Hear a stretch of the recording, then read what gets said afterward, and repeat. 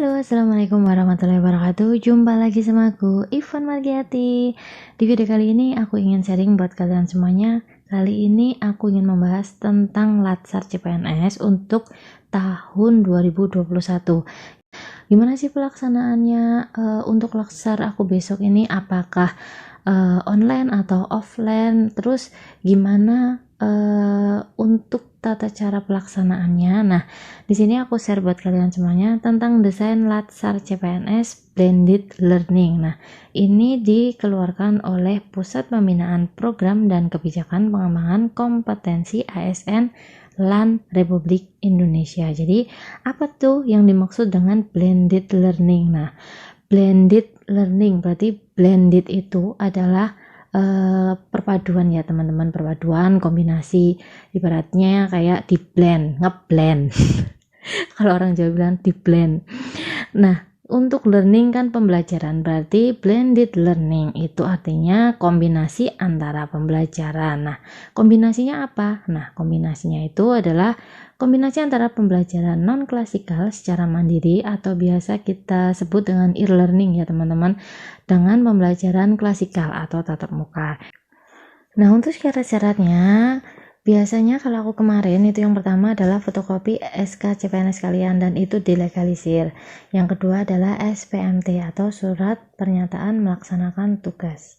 Yang ketiga, ijazah dan transkrip nilai kalian ya teman-teman, fotokopi aja, dan kemarin aku juga dilegalisir. Yang keempat itu asli surat keterangan sehat. Jadi untuk Latsar ini kita kalau di instansi aku kemarin tidak harus meminta surat keterangan sehat di RS pemerintah, jadi bisa dari puskesmas aja itu sudah bisa dipakai. Terus yang kelima, surat pernyataan kesediaan atasan langsung sebagai mentor. Jadi sebelum kalian mengikuti Latsar, nanti kalian menunjuk dulu mentor kalian itu siapa, dan sudah ada form untuk membuat surat pernyataan kesediaan atasan langsung kalian yang sebagai mentor. Yang keenam adalah pas foto terbaru. Kalau aku kemarin pas fotonya adalah ukuran 4x6 sebanyak 4 lembar, dan itu memakai baju putih dengan dasi, kalau cewek itu pakai dasi kupu-kupu, kalau cowok itu pakai dasi hitam panjang ya teman-teman. Berpakaian tetap sama putih, bawah disesuaikan aja, yaitu biasanya hitam ya teman-teman. Dan yang jelas itu foto terbaru. Jangan lupa pakai name tag kalian sama lencana korpri kalian di baju putih itu. Kalau pas aku kemarin itu ya teman-teman. Nah, langsung aja kita lihat ini untuk desain yang dikeluarkan oleh LAN itu seperti ini teman-teman. Nah, untuk Latsar peraturan nomor 12 ini sebenarnya peraturan yang lama. Sekarang sudah ada peraturan terbaru, yaitu peraturan LAN nomor 1 tahun 2021 tentang pelatihan dasar CPNS. Menurut Latsar per LAN nomor 12 dengan yang blended Latsar, itu kurikulumnya aja itu sudah berbeda. Kalau untuk yang menurut peraturan LAN itu secara kurikulumnya adalah klasikal. Jadi on campus, off campus, dan on campus lagi. Itu seperti yang aku alami tahun 2019 kemarin. Nah, kalau untuk blended learning itu pakainya MOOC, distance learning, dan klasikal. Untuk jumlah JP itu adalah jam pelajaran. Jadi kalian ketika Latsar itu juga ada jam pelajarannya kayak kalian sekolah sama kuliah ya teman-teman. Untuk JP-nya kalau yang peraturan LAN nomor 12 itu 177 JP on campus, terus 320 JP aktualisasinya, dan 14 JP on campus seminar aktualisasi. Jadi ada totalnya 511 jam pelajaran. Kalau blended Latsar itu 48 JP MOC, 217 JP distance learning, 320 JP aktualisasi, dan ada tambahan 62 JP klasikal. Jadi totalnya ada 647 JP. Untuk pendaftaran peserta ke dalam sistem nih, menurut peraturan LAN nomor 12 itu sebelum penutupan untuk mendapatkan KRA. Kalau blended Latsar itu sebelum penyelenggaraan pelatihan sampai dengan selesai pelatihan yang terdiri dari pemberian izin pelatihan, KRA, dan ESTTP. Untuk penugasan peserta Kalau yang peraturan LAN nomor 12 itu dibebas tugaskan selama penyelenggaraan yang klasikal ya teman-teman. Kalau yang blended Latsar itu dibebas tugaskan selama penyelenggaraan klasikal, distance learning sinkronus, dan asinkronus. Nah, untuk evaluasi sikap dan perilaku itu bobot penilaiannya pun berbeda ya teman-teman. Kalau untuk yang peraturan LAN itu yang pertama penilaian dilaksanakan pada setelah agenda 1 berakhir, itu baru dinilai teman-teman, dan bobotnya itu 10%. Sedangkan untuk yang blended Latsar penilaian dilaksanakan pada MOOC dengan menggunakan tropi. Distance learning itu dilihat dari keaktifan dan attitude kalian atau sikap kalian. Terus kalau yang klasikal itu dilihat dari kedisiplinannya, prakarsa, kepemimpinan, dan kerjasama kalian, dan itu bobotnya lebih besar yaitu 15%. Untuk evaluasi akademiknya penilaian dilaksanakan pada sebelum seminar rancangan. Nah ini kalau yang aku alami kemarin, dan bobotnya itu 20%. Kalau yang blended Latsar itu penilaian dilaksanakan pada MOOC atau Pilgan dan distance learning untuk kasus. Bobotnya itu sama teman-teman, yaitu 20%. Untuk evaluasi PKBT itu bobotnya untuk yang peraturan LAN nomor 12 bobotnya 20%, sedangkan blended Latsar hanya 15%. Untuk evaluasi aktualisasi nih teman-teman, ini yang menentukan nilai kalian ya, karena di aktualisasi itu nilai presentasinya paling besar, itu sama ya teman-teman, bobotnya adalah 50%. Cuman kalau untuk yang peraturan LAN nomor 12 itu penilaiannya secara manual, tapi kalau untuk yang blended Latsar itu penilaiannya langsung di websitenya. Kemudian untuk model Latsar blended learning. Nah, untuk model Latsar ini menggunakan MOOC, itu dikelola oleh LAN ya teman-teman. Jadi nanti setelah itu MOOC dikelola oleh LAN bersama lembaga pelatihan. Nah, ini terus distance learning, pembelajaran daring, kemudian pelaksanaan aktualisasi di tempat kerja. Kalau pelaksanaan aktualisasi itu tetap harus di tempat kerja, karena kalian mengaktualisasikan rancangan yang sudah kalian buat. Terus kemudian yang ketiga, pembelajaran klasikal kembali. Terus yang keempat ada PKTBT. Untuk PKTBT itu pengembangan kompetensi teknis yang dilaksanakan oleh instansi asal peserta secara mandiri atau bekerja sama. Nah, terus ini nih teman-teman, untuk desain Latsar CPNS Blended Learning yang pertama adalah mobile learning, pembelajaran mandiri, dan itu dikelola oleh LAN selama 16 hari dan setiap harinya itu 3 CP, berarti sejumlah 48 CP ya teman-teman, 16 kali 3. Untuk yang kedua, distance learning. Ini terdiri dari pembelajaran secara daring dan aktualisasi di tempat kerja. Kemudian dikelola oleh LAN dan Lemdik terintegrasi dalam Smart Bankom. Yang ketiga, untuk pembelajaran klasikalnya diselenggarakan di lembaga pelatihan selama 6 hari pelatihan atau 62 JP. Yang keempat, PKTBT itu adalah penguatan kompetensi teknis bidang tugas atau berada di instansi asal kalian. Kemudian apa sih itu MOOC? Aku ngomong dari tadi MOOC, ada yang nggak tahu.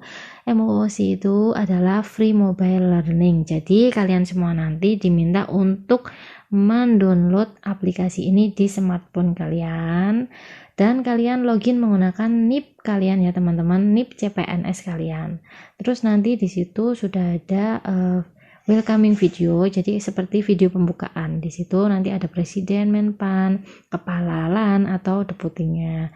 Terus setelah itu nanti ada video syuting, video animasinya, ada PPT interaktifnya, ada podcast, infografis, gamification. Terus kemudian juga yang terakhir nih ada post test untuk evaluasi 1. Nah, di sini ada tanda prestasi personal, itu ada bintang atau tropi atau skornya. Kemudian untuk alur MOOC. Nah, di situ nanti udah ada materi, terus bentuk materinya, ada tropi, terus ada evaluasi. Nah, untuk penilaian sikap dan perilaku melalui tropi teman-teman. Jadi, kalian dapat 10 tropi itu sama dengan 1 bintang. Jadi, wajib 28 tropi. Kemudian maksimal keseluruhan pembelajaran itu ada 50 tropi. Untuk tropi atau bintang menjadi bentuk penilaian sikap perilaku. Nah, terus kemudian untuk penilaian akademik melalui evaluasi akademik, 70% penilaian pada materi substansi 1 dan 30% penilaian pada materi substansi 2. Jadi nanti tropi itu adalah bentuk penilaian sikap perilaku berpartisipasi aktif dalam pembelajaran. Untuk kompetensi dalam pembelajaran MOOC itu ada beberapa ketentuan. Di sini silahkan kalian baca. Udah aku kasih filenya juga di description boxku. Terus kemudian nih, distance learning. Yang pertama, pembelajaran secara daring. Kedua, melaksanakan aktualisasi di tempat kerja. Distance learning, yang pertama pembelajaran daring nih. Teman-teman melakukan registrasi peserta dengan tahap yang pertama, agenda 1, agenda 2, agenda 3. Terus kemudian ada tahap 2, itu yang agenda 4 plus e-coaching. Jadi ada 2 tahap ya teman-teman. Untuk off campus selama 30 hari di tempat kerja, itu melaksanakan aktualisasi di tempat kerja. Jadi masih sama seperti kalau offline ya teman-teman. Distance learning 2, melaksanakan aktualisasi. Skema aktualisasi di tempat kerja, nanti itu kalian buat hari ke-1 sampai hari ke-30 itu kalian ngapain aja. Nah, di situ kalian buat skemanya, ada laporannya juga teman-teman. Terus, sistem distance learning untuk pembelajaran daringnya, tahap 1 itu pembelajaran agenda 1, 2, dan 3. Terus kemudian untuk tahap 2-nya baru pembelajaran agenda yang keempat. Nah, untuk evaluasi akademik itu pengerjaan dari soal yang sudah tersedia. Kemudian di situ diberi box pengerjaan, dikerjakan langsung di box tersebut atau real time dan diberi batas waktu untuk submitnya. Dimungkinkan remedial, jadi menu ini dibuat fleksibel untuk penyelenggara. Penilaian itu oleh pengawas diinput ke e-learning oleh PIC. Yang keenam, evaluasi akademik itu seminar rancangan aktualisasi. Jadi nanti di situ terdapat link untuk video conference. Terus dokumen rancangan, PPT dan dokumen lainnya diunggah oleh peserta ke LMS. Untuk penguji dapat menilai dengan indikator dan template yang sudah ada dalam sistem LMS. Nah, kemudian untuk pelaksanaan aktualisasinya nih teman-teman. Yang pertama, bimbingan aktualisasi atau e-coaching atau live chat. Itu secara per kelompok. Yang kedua, penyelenggara dapat assign coach ke e-coaching. 3, peserta mengunggah dokumen mentoring. Yang kedua, unggah catatan pelaksanaan aktualisasinya, yaitu dilakukan setiap minggu, dan itu ada batasan waktunya. Yang kedua, penilaian ketepatan waktu pengumpulan. 3, dapat dilihat dan dinilai oleh penguji. Yang ketiga, unggah dokumen pelaksanaan aktualisasi. Yang keempat, unggah video dan dokumen pelaksanaan aktualisasi. Jadi, untuk video dan dokumen pelaksanaan aktualisasi itu tetap sama seperti yang offline teman-teman. Cuman ini bedanya kalian harus mengupload atau mengunggah laporan dan video laporan aktualisasi kalian. Untuk pembelajaran klasikal nih. Pembelajaran klasikal itu tetap registrasi peserta, fasilitas pelatihan residensial program. Untuk penilaian sikap, perilaku, dan sosiometri, pembelajaran tatap muka. Ini dari hari 1, hari 2, hari 3, hari 4, hari 5, dan hari 6. Pembelajaran klasikal itu selama 6 hari. Nah, untuk selama pembelajaran klasikal itu disisipi kegiatan asinkronus atau merekam, diupload YouTube, dan share link. Dengan mengorganisasikan sendiri nih pembelajarannya, baik individu ataupun kelompok. Nah, kalau ini adalah master jadwal MOOC, bisa kalian lihat sendiri. Bisa kalian download teman-teman di description box, nanti akan aku kasih buat kalian semuanya. Ini master jadwal MOOC, yang ini master jadwal distance learning, dan ini untuk master jadwal klasikal. Nah, untuk simulasi biaya itu nggak perlu dibahas ya teman-teman, karena aku ingin sharing tentang pelaksanaan untuk Latsar CPNS secara blended learning itu bagaimana. Udah aku jelasin di atas tadi. Semoga video ini bermanfaat buat kalian semuanya. Terima kasih udah melihat video aku sampai selesai. Yang belum subscribe silahkan subscribe, silahkan kalian share, silahkan kalian like, dan komen kalau ada pertanyaan yang ingin kalian tanyakan. Insya Allah semoga aku bisa membantu kalian. Assalamualaikum warahmatullahi wabarakatuh. See you.